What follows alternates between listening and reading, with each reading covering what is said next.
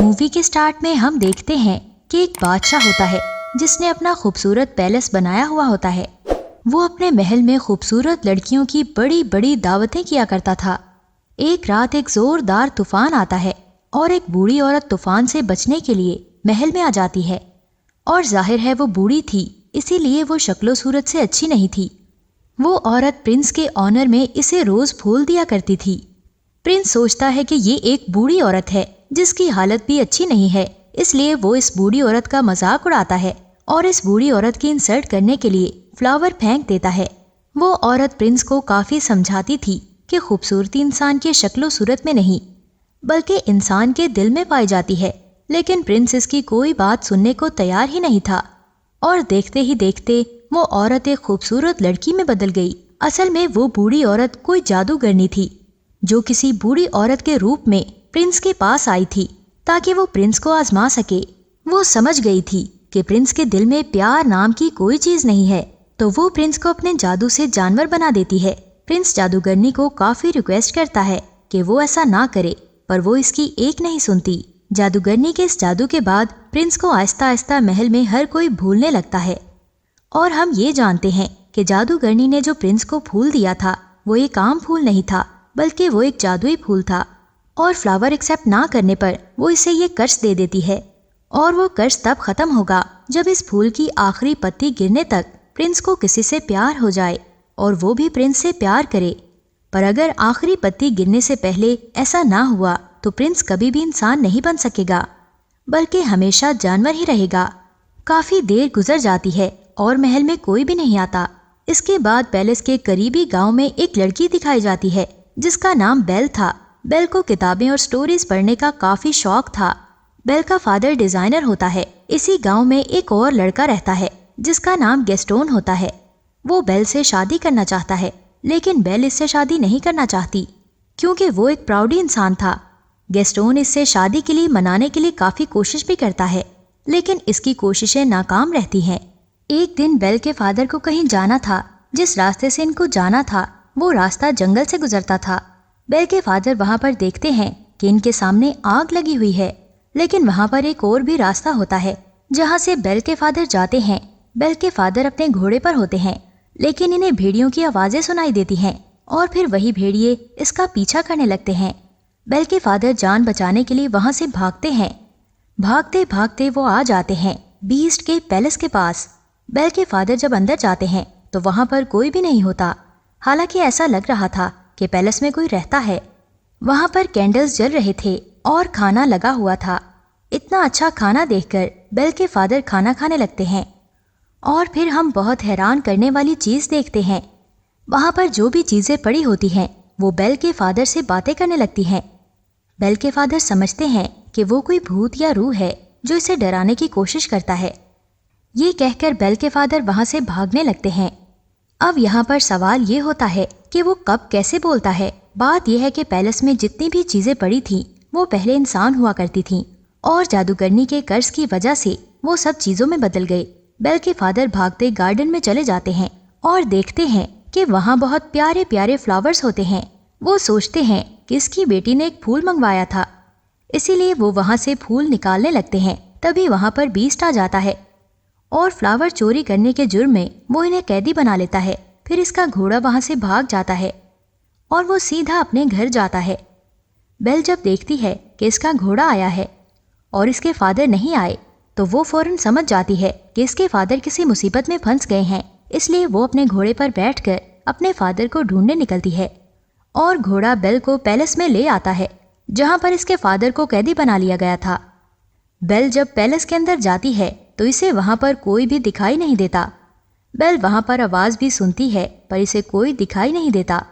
Bell वहां पर पहुंच जाती है जहां पर इसके फादर को कैदी बनाया गया था। बेल के फादर इसे बताते हैं कि ये महल जिंदा है, इसलिए जितना जल्दी हो सके यहाँ से भाग जाओ, ऐसा ना हो कि वो तुम्हें देख लें। मैंने तुम्हारे लिए फूल तोड़ा था, इसने मुझे सजा देने के लिए यहाँ पर कैद कर लिया। लेकिन बेल के वहां से निकलने से पहले बीस्ट वहां पर आ जाता है।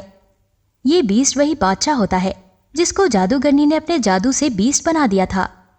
वो इसे देखकर काफी डर जाती है क्योंकि वो बीस्ट था, वो काफी खतरनाक था।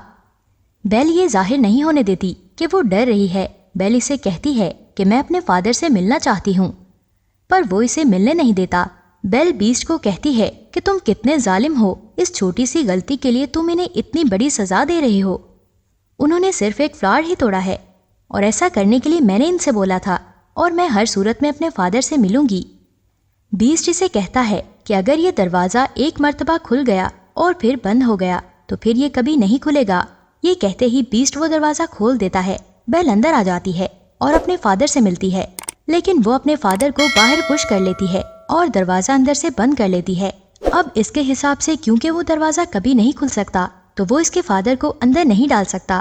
بیل کے فادر کی جگہ اب وہ خود اندر قید ہو گئی تھی۔ اس کے بعد وہ بیسٹ بیل کے فادر کو آزاد کر لیتا ہے اور اسے چھوڑ دیتا ہے۔ اب بیل وہاں پر قید ہو جاتی ہے، لیکن جب بیسٹ نہیں ہوتا تو ایک کینڈل سٹینڈ اور گھڑی اس کے پاس آتے ہیں۔ یہ چیزیں انسان تھے، لیکن قرض کی وجہ سے وہ کینڈل سٹینڈ اور گھڑی میں بدل گئی تھی، لیکن یہ انسانوں کی طرح ہی سن سکتی ہیں، بات کر سکتی ہیں اور چل بھی سکتی ہیں۔ وہ دروازہ کھول لیتے ہیں اور وہ کہتے ہیں کہ ہم تمہیں رہنے کے لیے الگ کمرہ دیں گے، کیونکہ وہ سمجھ گئے تھے کہ وہ ہی یہ لڑکی ہو سکتی ہے جو انہیں قرض سے آزاد کروا سکتی ہے۔ وہ بیسٹ کو رہنے کے لیے الگ کمرہ دیتے ہیں۔ جب اس بات کا بیسٹ کو پتہ چلتا ہے تو وہ بہت غصہ ہوتا ہے۔ وہ کینڈل سٹینڈ اور گھڑی کو ڈانٹتا ہے تو وہ کہتے ہیں کہ یہ وہ لڑکی ہو سکتی ہے جو ہمیں اس قرض سے آزاد کروا سکتی ہے۔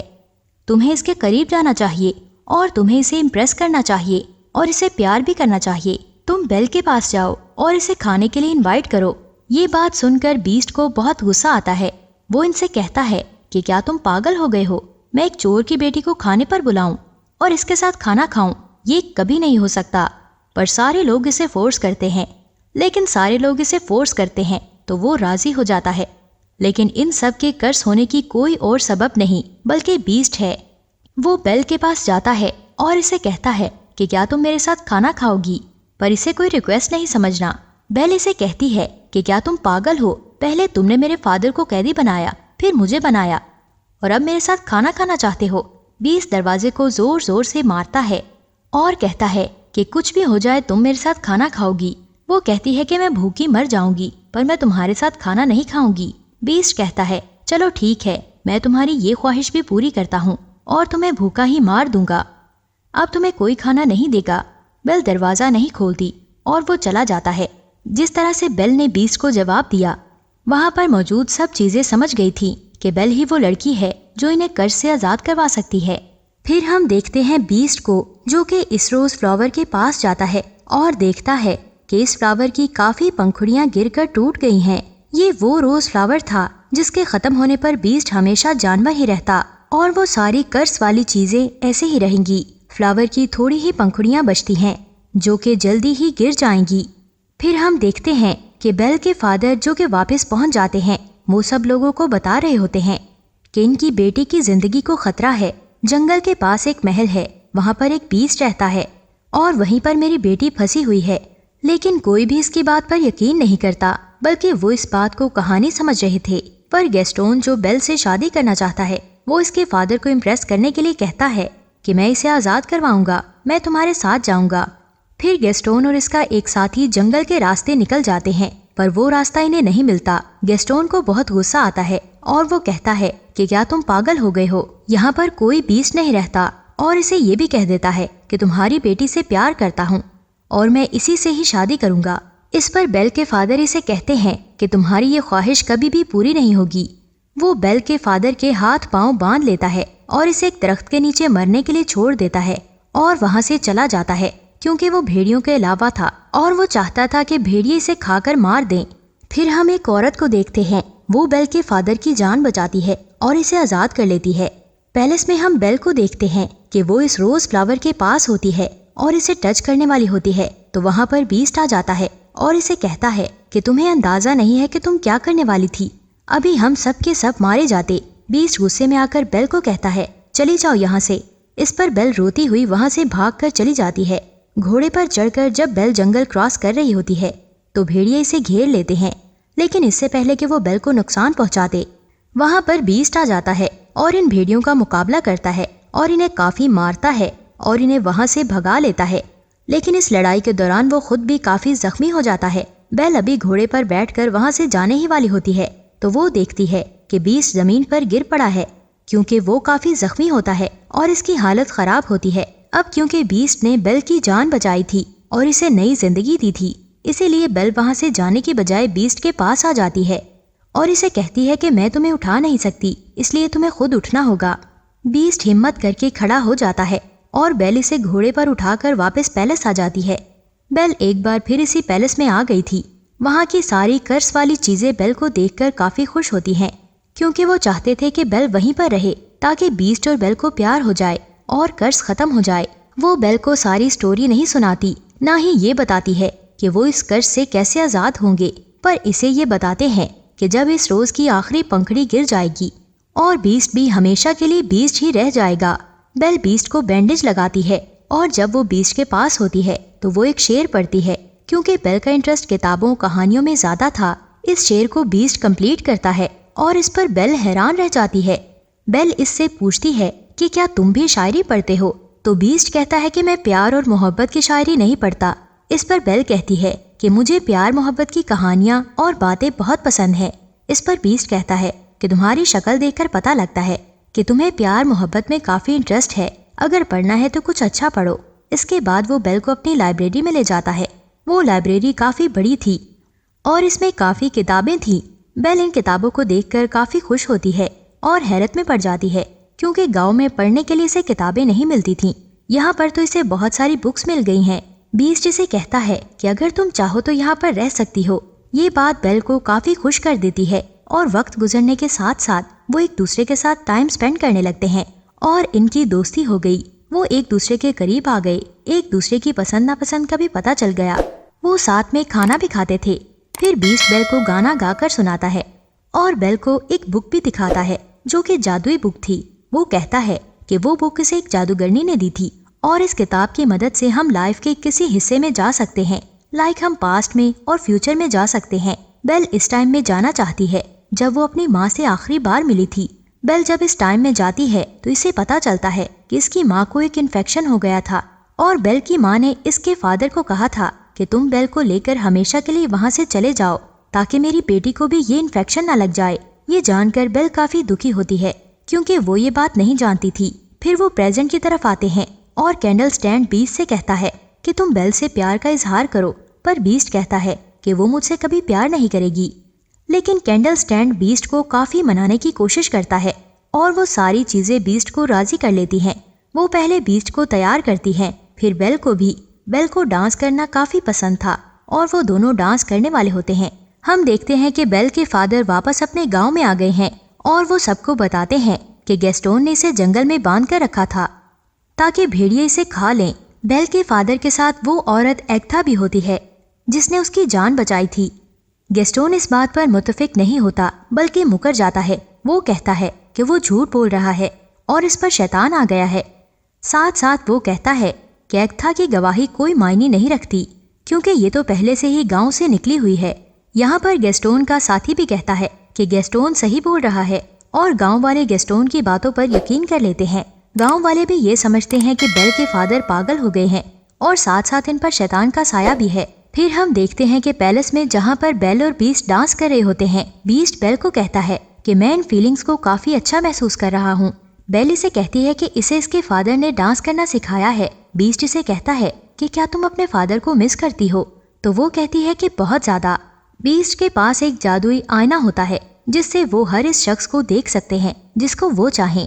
اس آئینے میں وہ بیل کو دیکھتا ہے کہ گاؤں والوں نے اسے قید کر لیا ہے۔ یہ دیکھ کر بیل کافی پریشان ہو جاتی ہے تو بیسٹ اسے کہتا ہے کہ تم اپنے فادر کے پاس جاؤ اور بیل سے کہتا ہے کہ جب کبھی تمہیں میری یاد آئے اس آئینے میں مجھے دیکھ لینا۔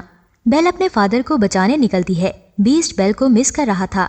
اب کیونکہ بیسٹ اور اس کے ساتھی ایسے ہی رہیں گے تو اس بات کو لے کر وہ بہت پریشان بھی ہوتے ہیں۔ بیل گاؤں میں جاتی ہے اور دیکھتی ہے کہ اس کے فادر کو گاؤں والوں نے قیدی بنا کر رکھا ہے تو وہ کہتی ہے کہ اس کے فادر سچ بول رہے ہیں، لیکن گاؤں والے اس پر بھی یقین نہیں کرتے۔ پھر وہ اس میرر میں انہیں بیسٹ دکھاتی ہے اور اس بات پر وہ سارے لوگ حیران ہو جاتے ہیں۔ وہ انہیں بتاتی ہے کہ وہ خطرناک نہیں ہے اور نہ ہی کسی کو نقصان پہنچاتا ہے۔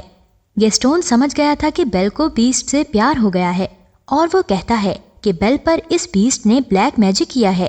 وہ گاؤں والوں کو کہتا ہے کہ ہمیں اس بیسٹ کو مارنا چاہیے۔ गांव वाले इसकी बातों में आकर वहां जाते हैं।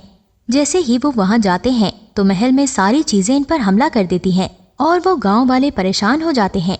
फिर हम देखते हैं कि गैस्टोन जो कि बीस्ट के पास पहुंच चुका था।